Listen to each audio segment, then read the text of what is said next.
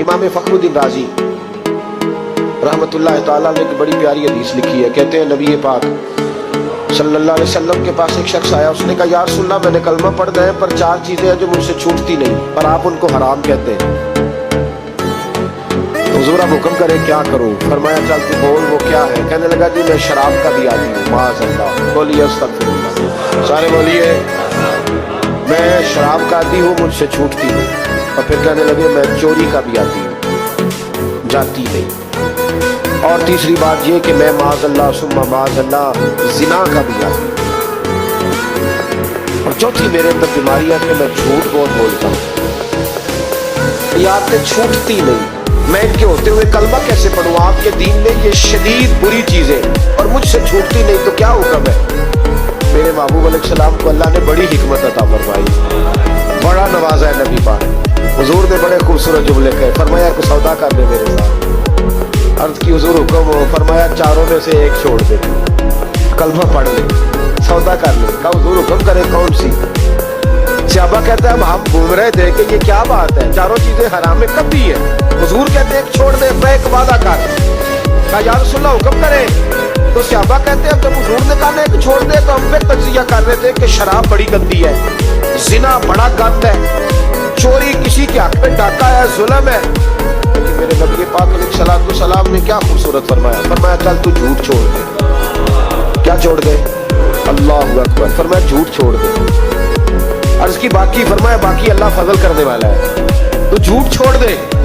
अब लोग कहते हैं कि हम हैरान थे कि इतनी गंदी चीजें, शराब भी, जिना भी, चोरी भी, और हुजूर ने सिर्फ झूठ छुड़वाया।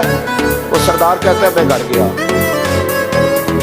शराब की बोतल पे हाथ डालने लगा, दिल में ख्याल आया शराब पी के सहाबा के मजमे में जाऊंगा, तो अगर किसी सहाबी ने पूछा कि तूने शराब पी है, झूठ बोलूंगा तो नबी पाक के वादे का क्या बनेगा, और सच बोलूंगा तो उस महफिल नूर में बैठूंगा कैसे शराब पी के? कहते 2-3 दफा हाथ बढ़ाया पर मजा नहीं आया, मैंने पटकी दीवार के साथ बोतल, मैंने कहा ये तो गई, ये नहीं पीऊंगा आज के बाद। कहते फिर मैं बाहर निकला उस औरत के पास रात गुजारने जहां मुंह काला करना था। कहते जब पहुंचा तो उसने पहला सवाल पूछा, कहने लगी सुना है तू कलमा पढ़ गया है? कहते बस वजूद चकनाचूर हो गया। कहते बिजलियां दौड़ गई। मैंने कहा अगर झूठ बोलूं तो हुजूर के वादे का क्या बनेगा? बाबू ने कहा झूठ नहीं बोल, अगर सच बोलूं तो फिर इसके करीब कैसे जाऊं? कहते वहां से भी लौट आया। अब मेरी जिना की आदत भी गई।